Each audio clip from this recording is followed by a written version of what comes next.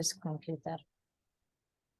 Hello, everyone, and welcome to episode 118. And it's from a spark to a flame by Master Jason Flame. And he is an incredible guest, someone I highly respect that I have for you today. And just watch and listen and learn. Okay, thank you. Jason, let me read your bio for our listeners. Jason Master, I'm going to call you Master because you are a master. So Master Jason Flame is an owner of Moorpark Karate and Krav Maga in Moorpark, California. Started his martial arts training in 1985 and opened his first school in 96. He is a 7th degree black belt. Oh my God, I wouldn't want to mess up with you, Jason. A black belt in American Tang, and also holds black belts in Krav Maga, Ketsugo, Jiu-Jitsu, and combat Hapkido, right? Yes. He has served as a martial arts business consultant since 2010. Master Flame pursued his childhood dream of becoming a professional wrestler at the age of 38 and actively wrestled for Millennium Pro Wrestling from 2013 to 2019, becoming a Triple Crown champion and the first ever MPW Unified Champion. Jason is an active member of his community and serves on the board of directors for several local organizations and community events. Recently, Jason and his wife, Jackie, have become partners in Country Harvest Restaurant and coaches old-fashioned ice cream Parlor. He is also the host of the Master Motivation podcast. As an active community member, he attributes the success to his businesses to understanding the importance of giving back to those in his community. That's so beautiful. Jason was born and raised in Conejo Valley, moved to Moorpark, California in 1993, and currently resides with his wife, Jackie, and 2 children, Madison and Mason. There is a lot of M's going on there, Madison and Mason. Yeah, welcome to my podcast. It's such an honor to have you, Jason. Thank you very much. Thanks for having me here. I'm really excited just to talk with you again. We had a great conversation on the other side. So I'll sit back and answer the questions this time and let you ask all the questions. Okay, so can you explain what from a spark to a flame means? Well, it's kind of funny because when I was in high school, I had a teacher who was my woodshop teacher, and he used to kind of tease me a little bit, and call me Sparky or something like that. And then my younger brother came into the class, and I was Flame and he was Spark. And then there was my other brother was Flicker. So it was just kind of funny play on, from going from a young boy in martial arts and in life, of course, to becoming who I am today. So from a spark to a flame, that's how I was born. Wow. I like it. So tell us a little bit about your growing up. Like, what kind of kid were you? Were you wild or were you calm? Besides the martial arts? Yeah, I didn't start martial arts until I was 10 years old. But as a young child, I was a mama's boy. I was very sensitive and shy, and I would probably cry at just about anything. I think I didn't know it then, but I think looking back now as an adult, I had a lot of anxiety and a lot of a lot of nervous energy. I didn't really know what to do with that energy. I got very anxious when it came to, I would never be able to, as a child, I would never look people in the eyes or be able to talk to adults. Cause I was such a shy kid. I don't know why. I was the oldest of 3. And I was the sensitive one. And so, I got into martial arts at 10 years old, and that all kind of changed because the confidence that I gained from martial arts and just the outgoing personality, becoming more of a performer, and then of course becoming an instructor. But yeah, as a young child, I was a really shy, quiet, anxious little guy. That's how I think that's how my mom would explain it. Yeah, would you say like the reason you were shy and you had anxiety, were you bullied or teased in school at any point? Not a lot. Not a lot. I mean, I think every child kind of goes through stages of being bullied, whether it's someone calling you a name or, just teasing you about something. Um, I think that it was just, when growing up, my father was in construction, and he worked long days, and I spent a lot of time with my mom. And like I said, I was kind of a mama's boy. Mom didn't want me going out and be, my brothers were rough and tough from like the time they came out of the womb, I think. But I think I was maybe just a little bit more sheltered, earlier on. Definitely almost a 180 from how I think my personality is now. But I still find myself being in those situations where a little bit shy and reserved, take a step back in certain situations. So I still feel it. But I think most of it just comes from being the first child and being a little bit sheltered. I think that was probably it. Yeah, that's true though. The first child is always gets the most attention and the most love. I have to see that because my brother got everything and I didn't, like I always hated his guts because he was mama's favorite. He was 6 years Mhm. almost older than me, right? So Right. I totally get it. And yeah, so and then how did you get into what inspired you to start your own school? So, well, like I said, I started martial arts at 10 years old, and that was solely based on my mom's desire to get me into martial arts. I really didn't know anything about karate. It was right around the time that the Karate Kid came out, and my mom wanted to get me involved in activity. I really didn't want to do other sports. As a matter of fact, I remember that I was going to go to tryouts for a flag football league, and I remember being in the garage and getting in the car, and my mom was like, we're gonna go. And this is one of those times where I just cried my eyes out. I was like, I am not doing that. I don't Oh, want to go. I was too nervous. And I think that she knew something about martial arts that I didn't, probably. And she enrolled me in martial arts at 10 years old at a recreation center. And it was a very low key, not quite as intimidating as going into, what a martial arts school can be.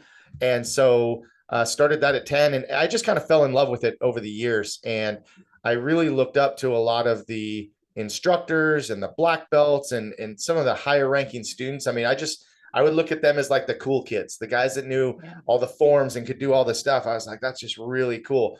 And more, I fell in love with it. And it just came to a point where I started to help teaching classes, and I enjoyed that. I think as a younger instructor, I enjoyed the attention, Yeah. Oh, as the oldest child, right? Like I always got all the attention. So this was another way that I could get all the attention, but I enjoyed that. But I really did enjoy helping people learn. And I loved it so much that I wanted to show everybody. I wanted to show them yeah. like, this is what karate can do for you. This is what martial arts can do for you. This is how it can change your life. And it just one step led to another. And as I was teaching for my instructor I started about 17 years old.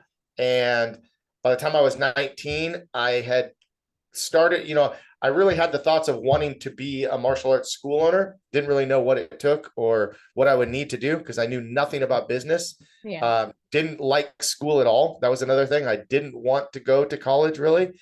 My dad he was self-employed, and that's what I saw. And that's kind of the direction that I went. And before I knew it, I was working for my instructor, and I could just see that I was about as high as I could get, as far as opportunity. There was no real opportunity to grow. And I think it was kind of by design. That was just, it was time for me to go out and do my own thing. And with his permission, I went and started my own karate program in a recreation center, just like I started, Yeah. and introduced kids to martial arts. I started that in, I believe it was October of 1994. And Mhm. within a year and a half, I opened my first location in 1996. I think it was April 1st. As a matter of fact, our anniversary is coming up. Wow. And yeah, just kind of went from there. So that's how it started. Wow. What about wrestling? How did you get into wrestling? And when did you get into wrestling? So I didn't start wrestling officially until I was 38 years old. But Okay. I grew up I grew up in the 1980s, and Hulk Hogan, Ultimate Warrior, Macho Man Randy Savage, all those, the rock and wrestling era was just so, like, every Saturday morning I was watching wrestling. I was such a huge fan. I loved the WWF at the time. I loved professional wrestling, and I would watch it and watch it and watch it. And I would come and go through it as I got older. As a early 20s, I think I actually had thoughts of becoming a pro wrestler. I knew nothing about what it would actually take, but I thought, hey, it would be cool. I think I had just gone to see a show in Los Angeles. And so I found out that there was a wrestling school nearby within an hour. And I called the school. I sent letters to the school. I sent in an application. Long story short, I ended up showing up to the wrestling school because that's, I wanted to take class. But again, here comes that shy kid in me. I get there, and the instructor introduces himself to me, and he says, "Hey, are you here to train?" And I said, "No, I'm just here to watch." And he goes, "Oh, wow. Okay." And he goes, "Okay, well, if you have any questions, let me know." And I sat down, I watched them train for a bit, and maybe 15 minutes, we got up and left. And I always kind of regretted that, but I know that my life would have been totally different had I pursued that dream earlier. Mm-hmm. So I still watched it, but I walked away from that opportunity, and flash forward, more than 20 years. And I run into a gentleman. Actually, he calls me first, and then he comes to my karate school. His name is Barry Cohen. He was the promoter for the organization that I got involved with. And he said, "How would you like to promote your martial arts school?" And I said, "Sure, I would love to." Right. I said, "What? There's an event at the Boys and Girls Club this Saturday night." I said, "Well, what's the event?" He's, "Oh, it's a professional wrestling organization." I said, "Really?" I said, "I was always a pro wrestling fan growing up. Loved it." I said, "I'll be there." Right. So I bring my flyers, set up a table, and we're trying to hand out information about our karate school. But then I get introduced to the owner of the organization, who then introduces me or turns me on to the trainer of all the professional wrestlers. And he said, "Hey, go check it out." And within the next 6 months, I was starting to wrestle on the shows. So, oh, wow. Did you do the training or just without training? No. I trained for, a good 6 months. And my very first match was probably lasted 2 or 3 minutes. It wasn't anything real engaged or involved. But I kept training. I loved, one of the things that I loved about professional wrestling was I loved the training portion of it. I really, at that time, what a lot of people don't know is that at 38 years old, I was at the heaviest weight, I think, of my life. I was close to 245 or 250 pounds. Oh, wow. And so the timing of starting the professional wrestling was, yes, I wanted to wrestle, but it was a cool way to work out. And within the first few months, I started shedding weight very quickly. And it really actually catapulted my fitness to a whole new level. And keep in mind that I was a martial arts instructor. I was a martial arts school owner at that time. And here I was, out of shape. I could still move and I can still do stuff, but I wasn't in peak condition. I let myself slip a little bit. Right. And so pro wrestling helped pull me kind of out of that. And then, when you're in the ring, you got to look the part. So I just kept working out and training. Eventually I went from 245 pounds within, I think it took about 18 months, but I was down to almost 185. Oh, wow. So I dropped a significant amount of weight. And I started getting involved in running Spartan races and, half marathons. And I started doing a lot of running too, because now with this whole renewed, not just motivation and inspiration, but like this whole new discipline of my training, from the time that I was a teenager until probably, I want to say, my 30s, I was still actively competing in martial arts tournaments, training very regularly. But somehow that 30 to 38 years old, I I kind of slowed down and slipped back a little bit. So pro wrestling pulled me out of that. And then that just kind of catapulted my martial arts to a whole new level again as well. Yeah. Wow. That's incredible. So did you ever meet any of the ones, who got me into wrestling? My mom. Yeah. She was obsessed with wrestling. So Hulk Hogan definitely was her number one. Like, and me, yeah, I loved him too, but I had other fans, the younger looking ones. She used to call, she had one that she liked because that's my daughter's fiance. She liked him. I can't remember what his name is, but she really liked him. Oh, that's Gabby's fiance. And she called Hogan her fiance. So it was so much fun those days. And then I became so addicted because of my mom. So we don't miss a game on TV. And so when I moved to the Middle East, then I used to have them taped.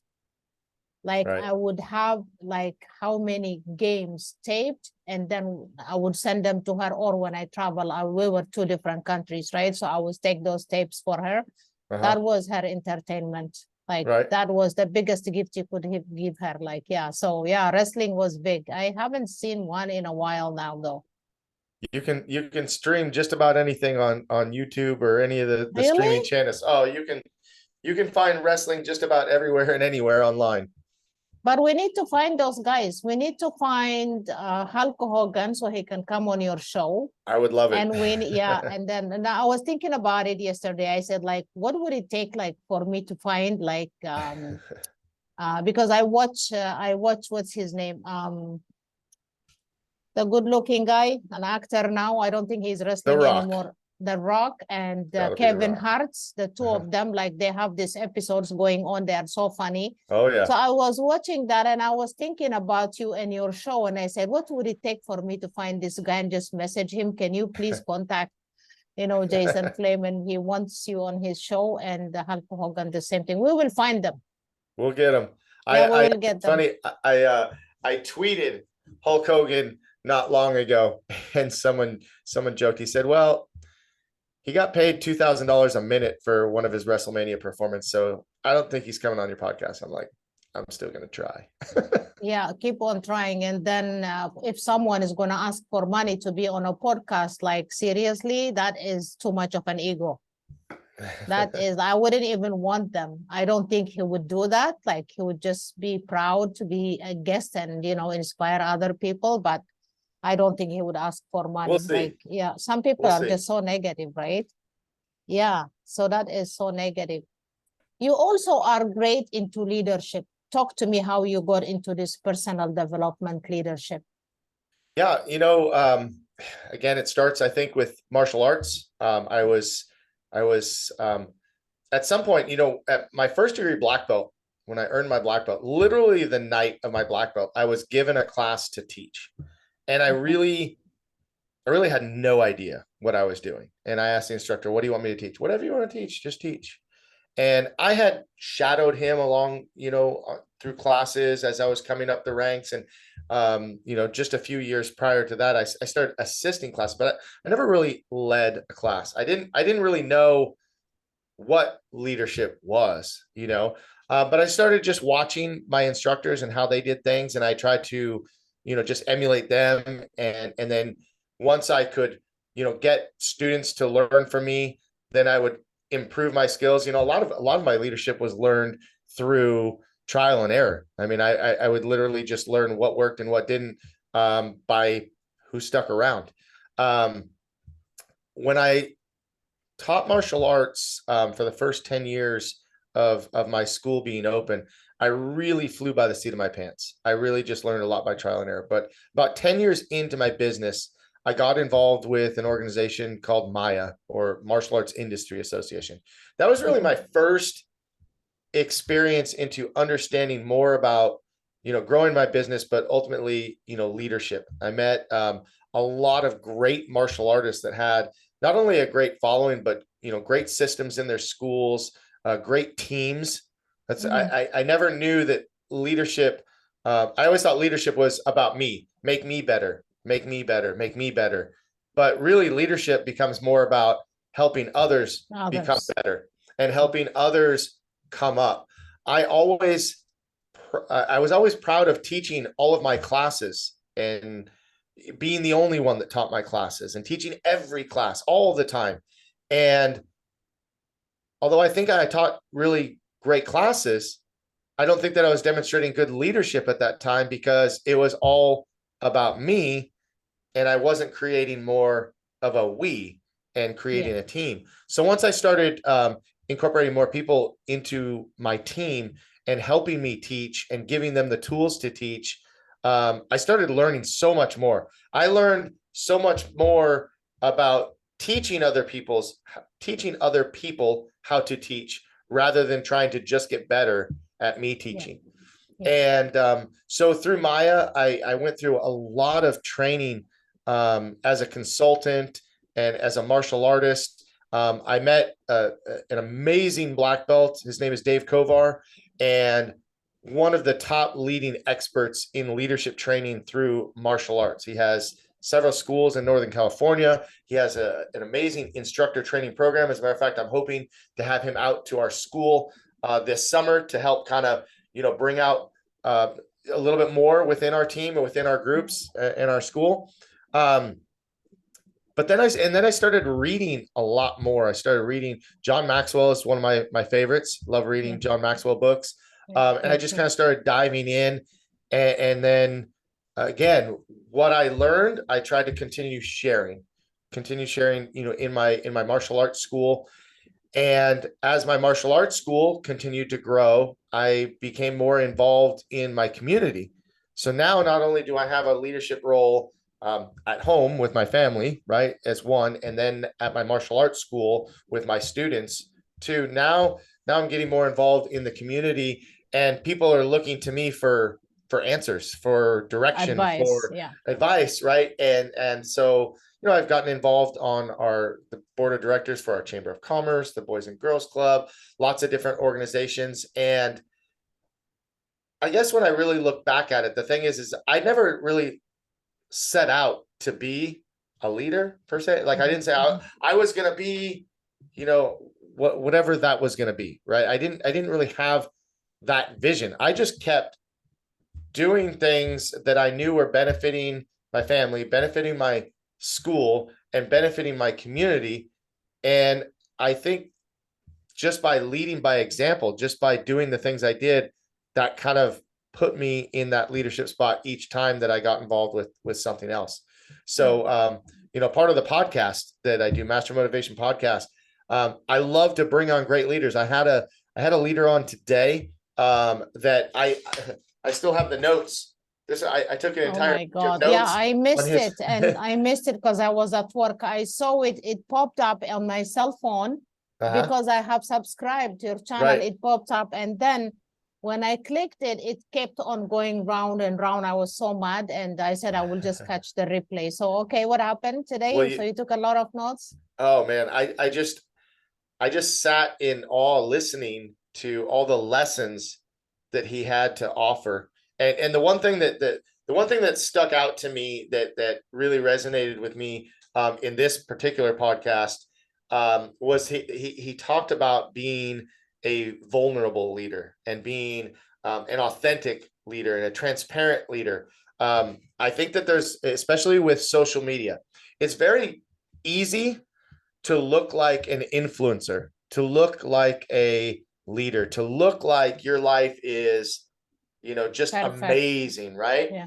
And I'm sure that there's plenty of people that look at my social media and probably think, the same thing. But what I really try to do is I try to be real, and I try to, when I have people on my podcast, we have real conversations. It's a conversation. I don't have, a set of questions that I have to hit each question and just kind of move on to the next. I really dive in to learn more about the person. And as we talked about in this interview today, in many interviews, is what I've learned and what I've been working on more and more is my connections with other people, my connection with my family, my connection with my friends, my connection with my students, my staff, and, the people that I bring on the podcast. I want to create those connections that who knows where you might be that I can make that connection for you, or, so I think that part of it is what is really driving me to continue with the podcast too, because every time I've had people on the podcast that I've known for years, and I've had people that I've never met other than through a quick message or a referral. And then we get on the call and we talk for about an hour. And by the time I get done, I'm like, I feel like I know so much about you. I know more about you than some of the people that I see almost every day. Yeah. And we just spend an hour together, so I think that that's really unique. I referred Dennis LaRue Jr. to you, right? Yes. And you had a great time with him. I love that man also. Yeah. Yeah. And Dennis then introduced me to Nathan Cook. Oh yeah. So it's like TLA. Yeah. Now you're seeing, these connections all the way around, which is really, really fun. Yeah. And then you said that you posted something about your book for the whole 2023. Oh my goodness, really? I am. I started this podcast just for fun. And just like I said, this is going to be my passion project, something fun for me to do on my downtime. It was right at the beginning of COVID, and our school was shut down actually. So we couldn't do martial arts in person at the time. And so all of my instructors were teaching on Zoom, just like we're talking now. And well, if they're teaching on Zoom and there's no students in the school, I mean, I'm kind of either sitting watching them, which I did for the first couple of weeks, or I was sitting at home and didn't have that connection, right? And so I said, what can I do? What would be interesting for me? What would be interesting and beneficial to people that might watch? And I said, wow. I said, it just hit me. And I said, I know a lot of martial artists through the years of training and years of doing business. Why don't I just start interviewing them online and let them tell their story? And, that will be fun for me. Well, little did I know that other people would find that interesting as well and tune in and get engaged. So I started on Mondays. Within the first few months of that first year, 2021, I booked out every Monday in 2021. I got towards the end of 2021 and I said, well, this is going really well. I should start looking at 2022. So then I booked 2022 within a few weeks. I think that I was booked through 2022 before the end of 2021. And then I start getting to the end of 2022 and I'm like, now I have people asking me to be on the podcast. I have people referring people to be on. I'm like, well, I need more days. So I started going Monday, Wednesday, and I booked out all of 2023 every Monday, every Wednesday. And I even have some Fridays that are filling up. I started something new where I'm doing a roundtable discussion on Fridays. I love those. I know one day, like you had them with the CLA member, Sifu and Rich Brogan, and who was the other one? Mr. Cox, Mark Cox. Yeah, Mark Cox. So that was amazing. Yeah. It's a lot of fun. Those, So, a passion project turned into a lot more than that. And, one of the things that I love about it is that if I'm being a little bit selfish, I have a one-on-one mentoring leadership seminar every time I sit down and talk. And like I said, I took an entire full page of notes today from the talk that I had with Jerry Rosenthal. Sorry. And it was amazing, but what's even more amazing is if I got that much out of it, if somebody else, if just one more person watches that and we inspire or motivate them or, make them feel good for watching that video, then that's a heck of a job. You did a great job. Yeah. Yeah. Yeah.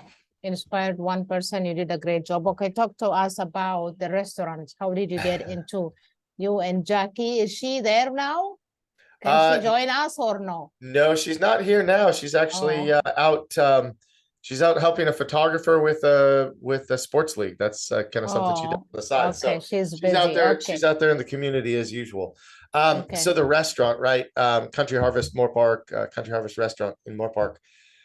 I went to school with a gentleman, Chris, and we were friends. We were training partners.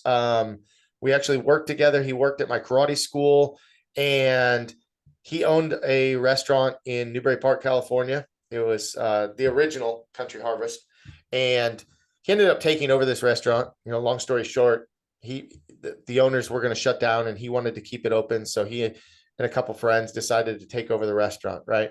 Well, here we are again at the beginning of COVID, and he calls me, and we had talked, pretty regularly, and he says, I'm thinking about expanding. What do you think of this location? And I said, I don't think that's a good location, for XYZ. I said, but if you're really looking to expand into Moorpark, I know exactly the location that would be great.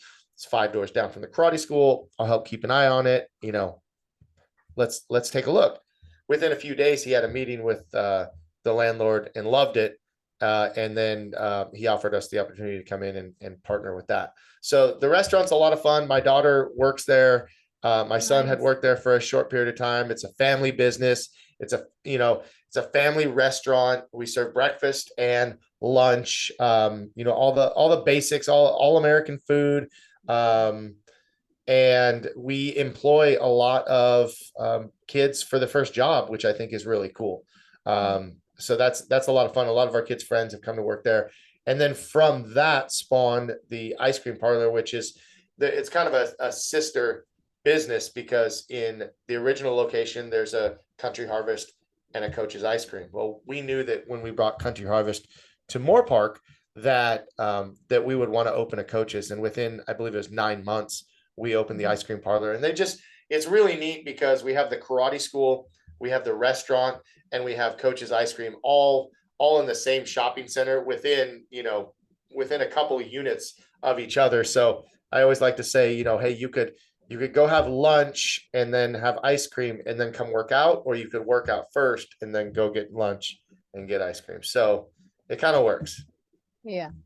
Great idea. I like the idea. And then because it's warm where you are, you don't get snow like us here. Well, it's not very, I'll tell you what, it's not very warm right now, to be honest with you. Are you serious? It's the coldest winter that I can remember in California. It is so cold. And when I say it's so cold, like if it gets in the 30s and the 40s, that's absolutely freezing for me. So, wow. Yeah, if it's not in the 70s or 80s, I'm cold. But the ice cream's a little slow right now because people are cold, but that's okay. But the restaurant's busy because they want something nice and warm and cozy and comfort food. Yeah. Oh my goodness. I can't believe in California it's cold now. I can't believe it. Hopefully 2 more weeks. Two more weeks. Yeah, we're looking forward. For us also the same thing. 3 weeks and then it should be spring. Yeah. Spring would be announced. So fingers crossed. I'm so looking forward to that. I miss the walks by the lake, and I miss the walks by the gardens, and I miss all that. So fingers crossed. So yes. So who is your biggest inspiration? Oh, wow. From the leaders? I know you're going to say John Maxwell. I know that, but give me somebody else. Well, I mean, when you say inspiration, my family always comes to mind first. My wife, my 2 kids, they're my inspiration for everything. Everything I do, all of my success. For them. They are my why for sure. People that inspire me, Mr. Cox is definitely one of the people that has inspired me over the years. My original instructor, Dennis Ichikawa. Those are people that, my dad was a huge inspiration. I don't have anybody in my life that I know that has ever worked harder than that man. So my father was a huge inspiration that way.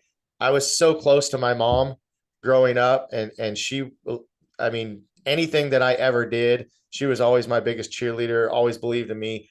My parents were both huge inspirations for me. If you want to get really, someone that I would love to meet and who I follow very closely, you mentioned him earlier, The Rock, who is actually, I think he's only 1 year older than me, or about the same time. And I have met him twice. But you know what I love about The Rock is, I, like most people, right, follow him on social media, so I don't know him personally, right? But the general attitude that he has, and the fact that he came from pretty much nothing and had, the upbringing that he did, and then to go from where he was to where he is now. Because what a lot of people don't know about me is that although I had a great family, you know, my father worked super hard. My mom was a stay-at-home mom who was always there for us. You know, my dad was in construction, so money was tight a lot, you know, and so I grew up knowing what it was like to have nothing. But then I also had friends who would tease me and say, you know, what are you going to get for Memorial Day? And I was like, what do you mean? That's not a holiday. He's all, it just seems like every time, you know, Memorial Day comes up, your dad buys a new quad or a motorcycle. And it's because when things were good, my father would buy, you know, toys and things, and it would look like we were doing well, I guess. That was just kind of a running joke, but I knew what it was like to live in a 20-foot travel trailer with the 5 of us. And the only heat we had was with the stove door or the oven door open, and the stove lit like that was our heat. So that's what I like about The Rock, is knowing that he came from, you know, humble beginnings and created his success, really. He did that, and he's also very humble, because I did watch his interview with Oprah Winfrey show. I just loved him even more because he was so simple, so down to earth, so humble, and it didn't grow up like, you know, it didn't go to his head, his success or his riches or his money. It didn't go to his head. Very simple guy. So I agree with you. That's okay. You will meet him and you will get him on your show. Trust me. I would love it. I would love it. We're all put it gonna out in the universe, people.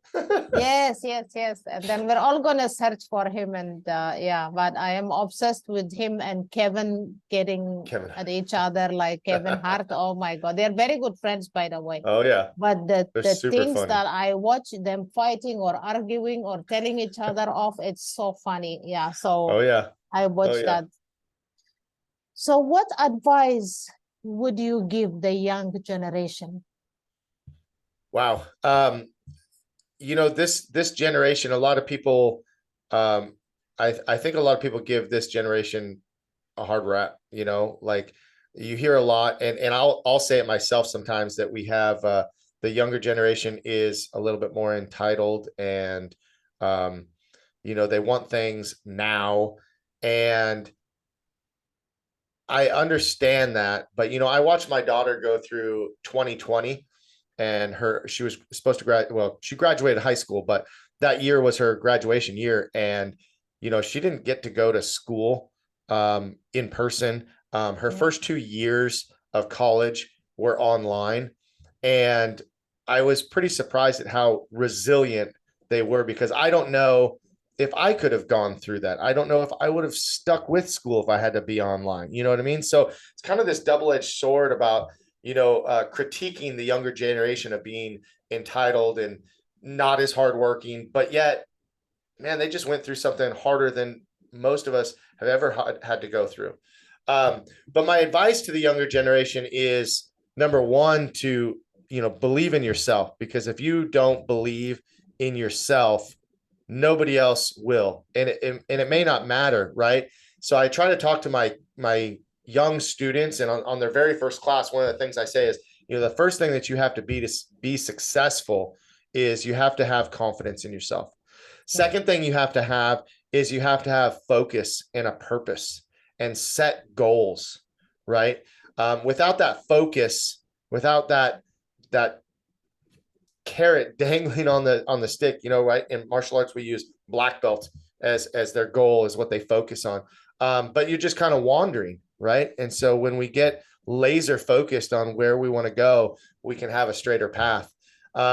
Number 3 is having discipline. You know, having discipline, you know, people like to poke fun at the name of my show, by the way, Master Motivation, because first of all, who's a master motivation? And motivation doesn't last, right? Well, that's true. But I think that motivation does lead to discipline, and discipline leads to success, and further success keeps you motivated. So it's a cycle of learning and a cycle of life. But the discipline to do what you need to do, even when you don't want to do it, even if you don't feel like it, right? Even when it's not fun anymore, being able to push forward. And then number 4 is commitment, you know, sticking with things. It's so easy to quit. It's so easy to give up.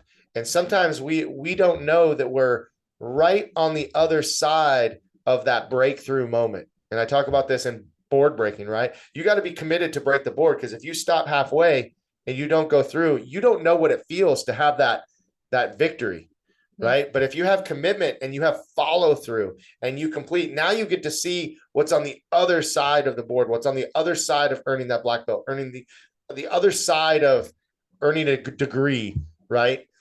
So commitment is super important. So my 4 things, I talk about these a lot, is having confidence in yourself, focus on your goal, discipline to stick with it, and commitment to follow through. If you can have those 4 things, I think no matter what you set your mind to, you can be successful. Absolutely fantastic. I really would like Michael to listen to this, my son, to listen to this one. So since COVID, a lot of kids were locked out, like have been going through depression and anxiety. What advice would you give the parents how to deal with them? I think number 1 is communication and engagement. Stay in tune and not assume that you know how they're feeling or what they're thinking. One of the things that I think I love most about my relationship with my children is that they're not afraid to tell us anything. As a matter of fact, my daughter is so unafraid to tell us things that she tells us more than I want to know sometimes. Right. Aww, sweet, yeah. But I feel really good about that, because if they're having a challenge, if they're having trouble, processing things on their own, I want them to know that we're there to listen without prejudging, or at least attempting not to prejudge. I think that's really the key is, just stay in tune, stay engaged, communicate, be an open ear, because they do want to talk. They do want to be heard. And so I think that's important. Yeah. Okay, that's a great advice. And yeah, because a lot of people are going through it now. It's like it's quadrupled. I'm telling you, mental illness right now, at least here. I don't know about the US, but here it has quadrupled. Mm-hmm. And well, I'll tell you what, during COVID, right? And without getting political about it, during COVID, when our kids were at home for the first couple of weeks, we were just like everybody else, hanging out, waiting to see. But like literally after a few weeks, I'm like, this is silly. This is ridiculous. My kids need interaction. They need to be with their friends, right? They feel isolated.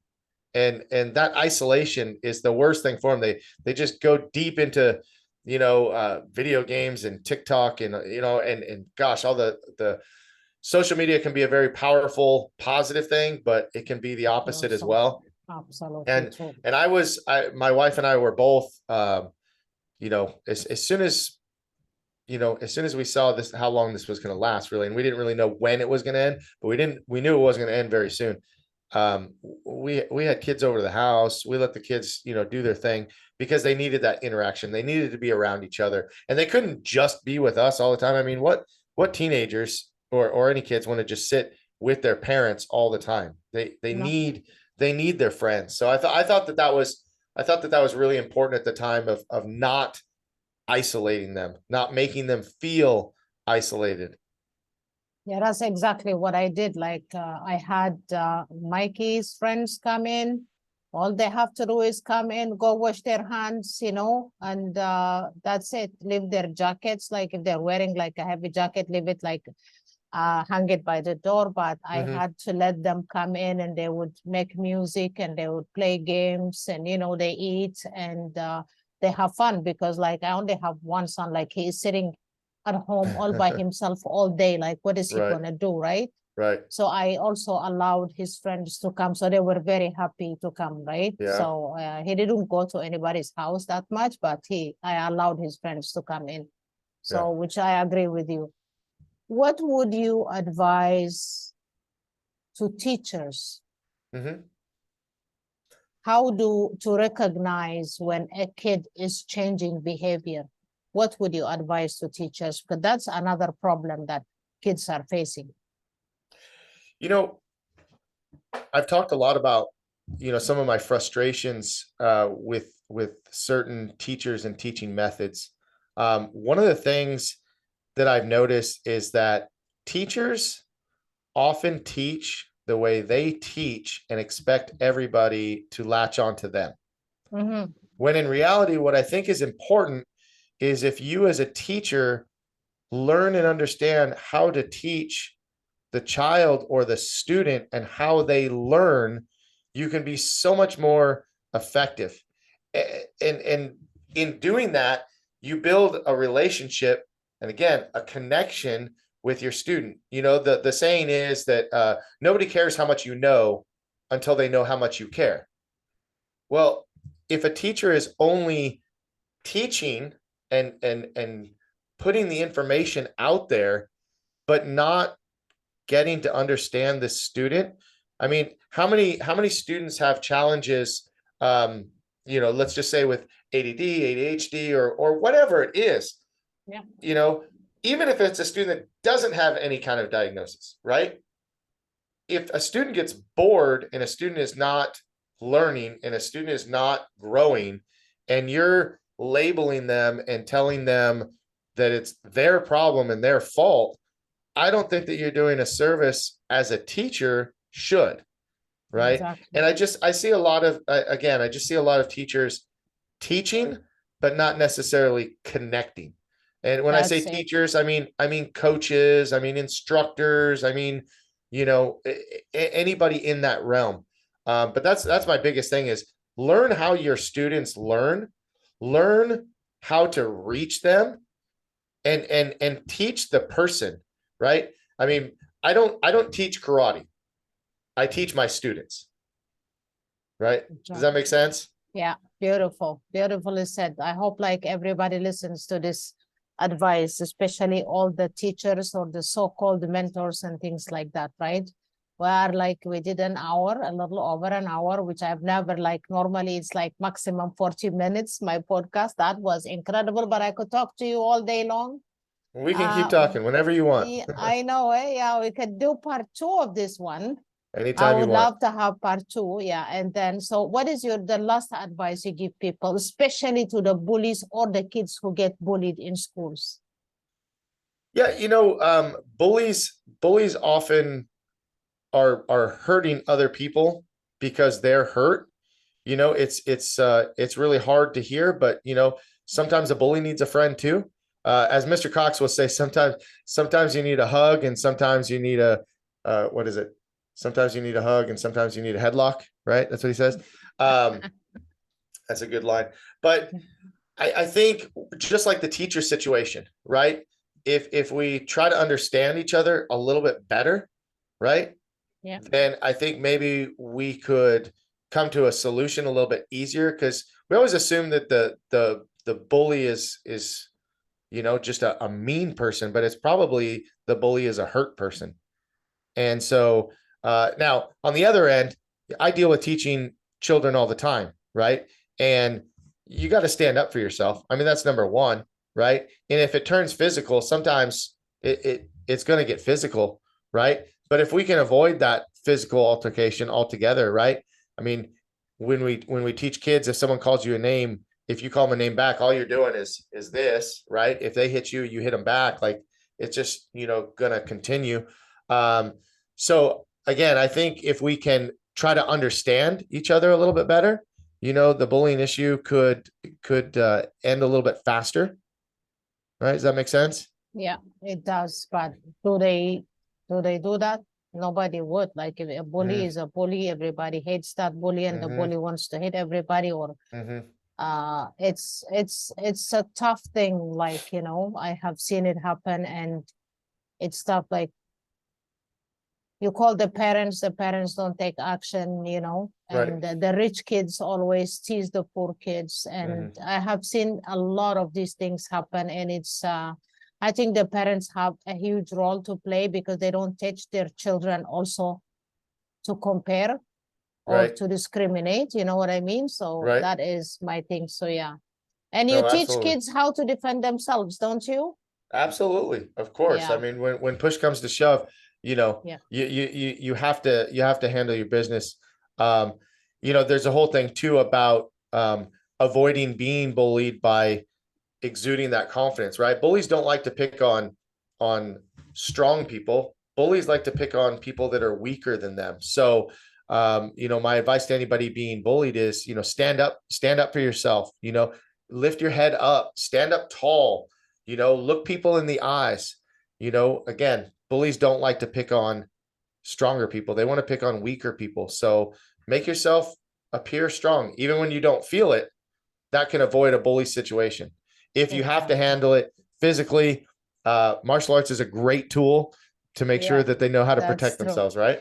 I know. I would love to go for like self-defense training. I'm way too old for that. Maybe not, but I would love to go for self-defense training, even at my age, I would love to do that. Yeah. That was an incredible conversation. Thank you so much. Any last word for the listeners or for those who are watching? Well, I just first want to thank you for having me on. Thank you for your support. Since we've met, I mean, you've been such a huge supporter and always so positive in everything that I post and everything that I've been doing. So I appreciate that. I encourage everybody that's watching this one now to go back and watch some more with Gabby and some of her other guests on the podcast. It's always nice when you can share and support people that are putting themselves out there, because I know what it's like to be able to put yourself out there on a podcast and have people judge you or make assumptions on who you are or what you do based on what they see in 30 seconds on a podcast. But I would just encourage everybody to go and watch you a little bit more and read your book, right? I mean, I read your book about your life, and I was wow. I was just amazed. As a matter of fact, one of my students borrowed that book and is reading it right now. I said, pretty amazing. That's a pretty strong woman, right? And she said, oh my God, I can't believe what she went through. That was amazing. And I'm like, I know. So I'll be passing on that book to another person next. Tell them to subscribe to my channel, to my YouTube channel. Thank you so much. Yeah, I appreciate you. Thank you so much. That was a great pleasure. And we're going to do a part 2 because I have a lot more questions for you. Okay, let's do it whenever you're ready. Okay, thank you so much. And until the next episode, stay blessed, everybody. Thank you. Bye, guys.